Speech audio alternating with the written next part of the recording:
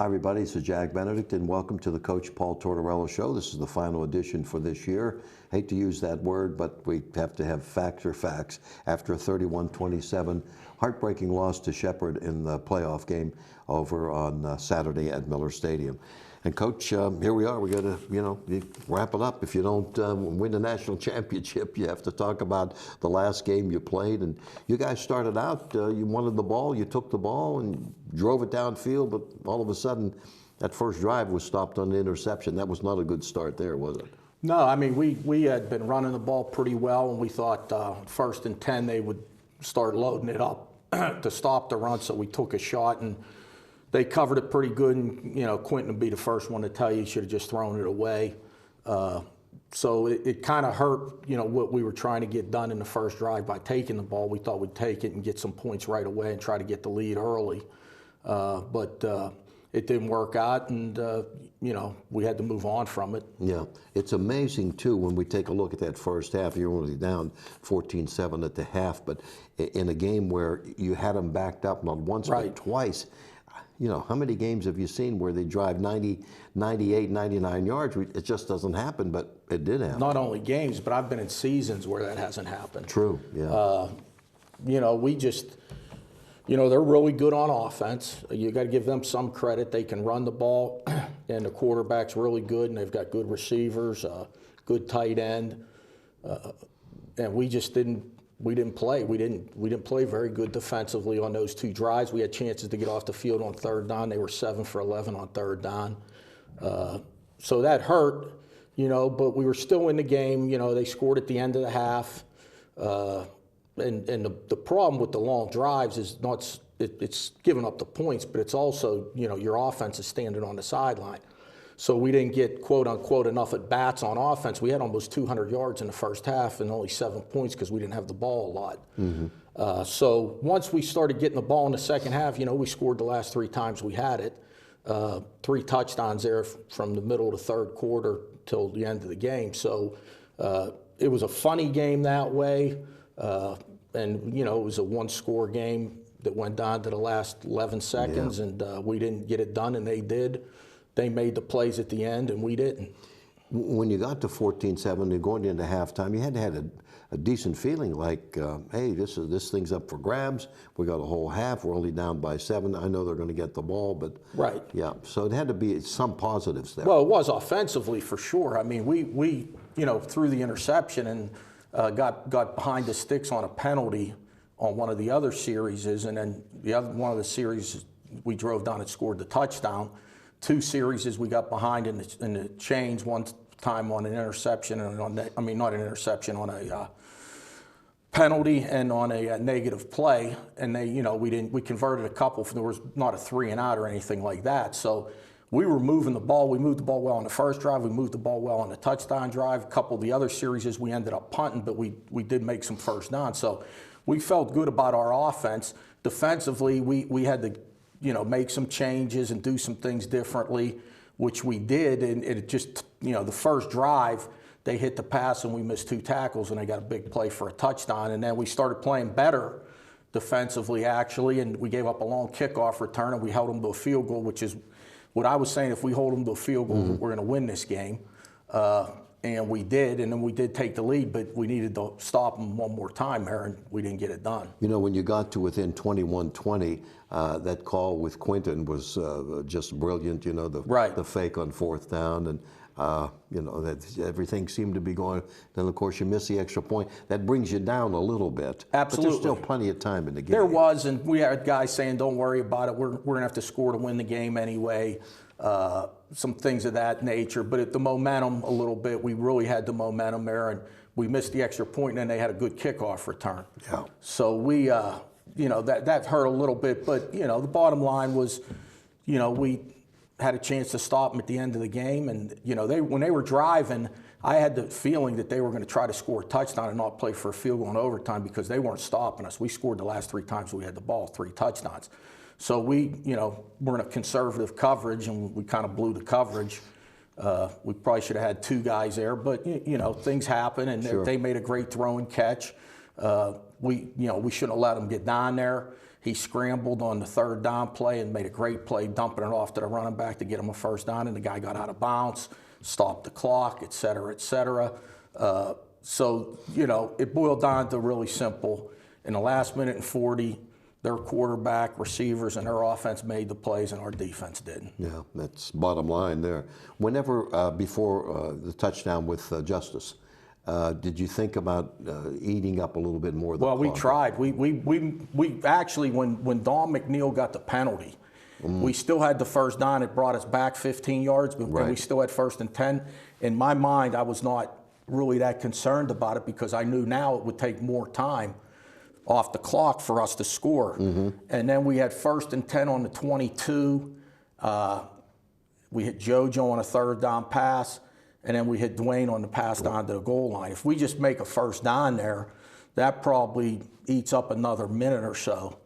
And now they're getting it with a minute, you know, less than a minute, about 40 seconds instead of a minute 40. So but we were very aware of it. That drive was over 7.5 minutes long. Yeah, It was it was almost like 8 minutes long. almost 8. The issue was we scored from the 22 in 2 plays. And I don't know if you noticed, but we waited till like the clock, the play clock was not working, so we had to go off the officials. So that made it a little tougher, but when they gave us the hand signal, we didn't try to run those last 2 plays that were successful. We didn't run them until there were like 4 seconds left on the play clock because we wanted to use keep using the clock. Because both balls were in play. We hit the pass. JoJo got tackled in bounds on the 22. So we let the clock run down there. And it was a little harder, like I said, because the play clock wasn't working, but we took it down pretty far. And then we hit the pass to Dwayne down on the goal line. And then we took all the time we could on the first run play. And we, fortunately we scored on the first play, but, kind of unfortunately, because we could have used maybe 1 or 2 more plays to score there and use more of the clock. Almost to the point like they didn't do this, but, I would have thought defensively, myself personally, maybe just let us score as quick as possible there when we were on the goal line. Then take it from So there. then they take it from there. So, it was just a situation where there was a lot going on in those last 8 minutes. Offensively, we got the job done, and defensively, we didn't. But it's you win games, big games, by playing complementary football. We won the Cal game, which was a big game where we didn't score a lot of points. The defense complemented the offense. The special teams complemented the offense. So defensively, we just didn't complement our offense, and a couple plays in a kicking game we'd like to have back. Well, let's look to the future. You had 20 seniors, so now you, Right. as always, you got to fill in spots. Quarterback spot, of course. Not Right. only did you lose your number 1, but Jalen Reese, your number Right. 2. Sure. Pretty good backup. So tell us about your thoughts on offense. Well, we lose a lot of really good players on offense. Obviously, the quarterback, 3 offensive linemen, 2 that were in the program for 5 years and 1 for 4 years, Arnold and McAllister. 3 receivers, JoJo, Don McNeil. They were 4-year players in the program. Zach Kelly was a 5-year guy. So we get hit hard there at receiver in the offensive line. Samir had a great game Saturday, had a great game 2 years ago in the semifinals against West Florida. He's played really well in big games. We kept him healthy this year. He had a great career here for 4 years, and he really doesn't have to take a back seat to anybody running the ball.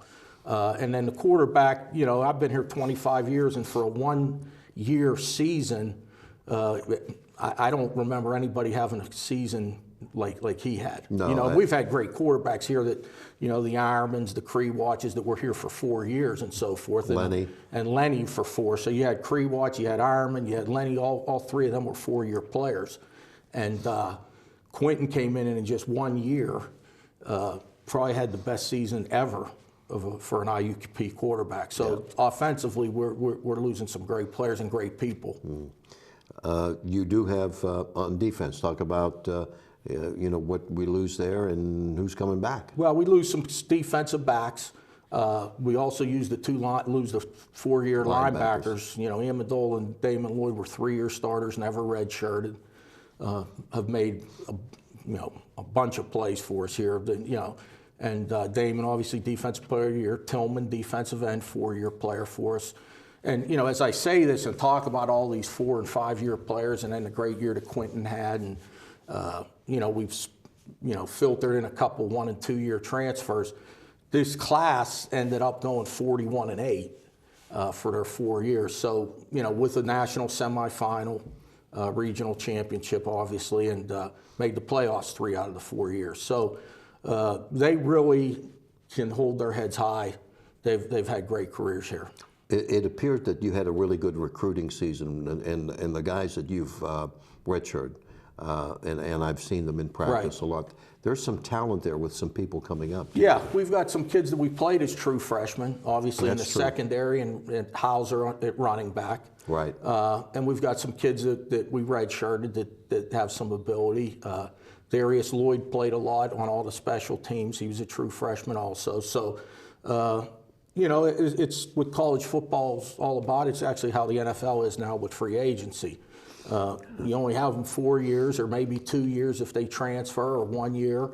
Very rarely do you get a transfer that has 4 years like a JoJo.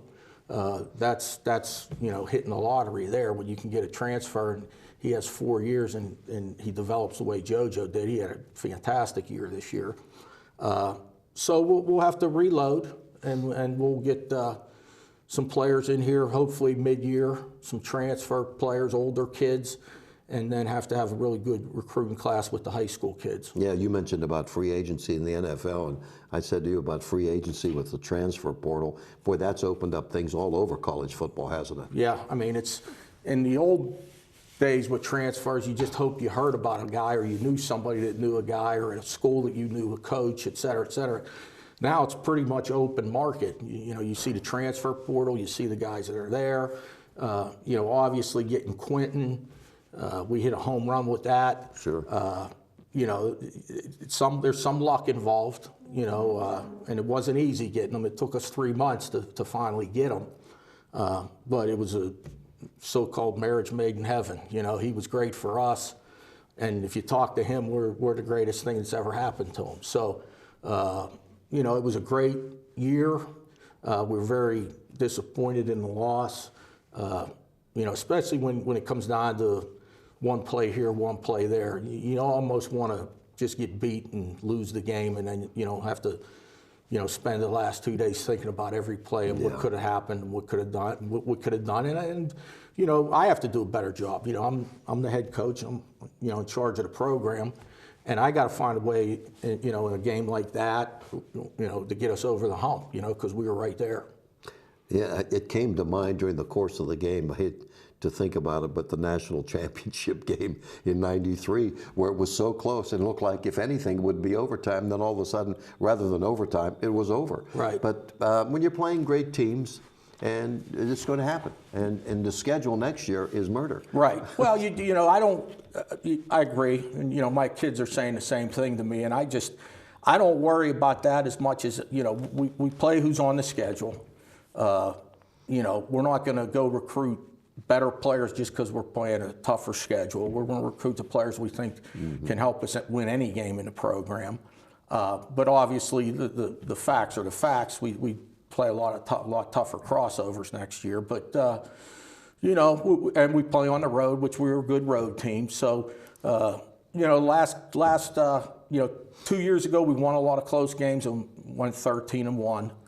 The last 2 years, we didn't get over the hump in a couple close games against Slippery Rock and against Shepherd here. So we got to find a way to win those close games again. You have to look at those other teams too, the opposition next year. They got to think, hey, we got to play IUP. Well, too. and they'll lose, players too. I mean, I talked about yesterday with a couple people about the 4 quarterbacks that between us and Kutztown and Shepherd and Slippery Rock.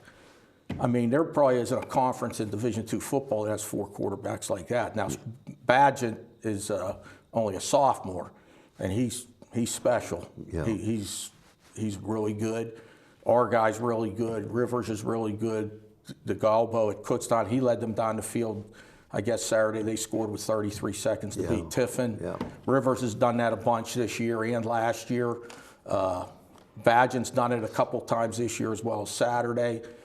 Quentin brought us down there on Saturday, got us down there against slippery rock, but we just ran out of time, you know. So you got to figure out a way to close games against these good quarterbacks and good offenses, because you're going to give up points no matter how good you are on defense. The offenses are too good.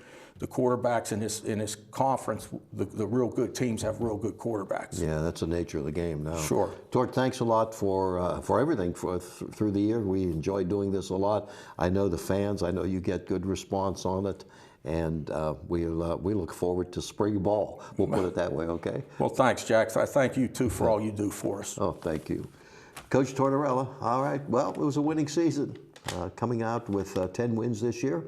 Spring will be here before you know it. Thanks to the coach. This is Jack Benedict. Thanks to you fans, and we'll see you next time around.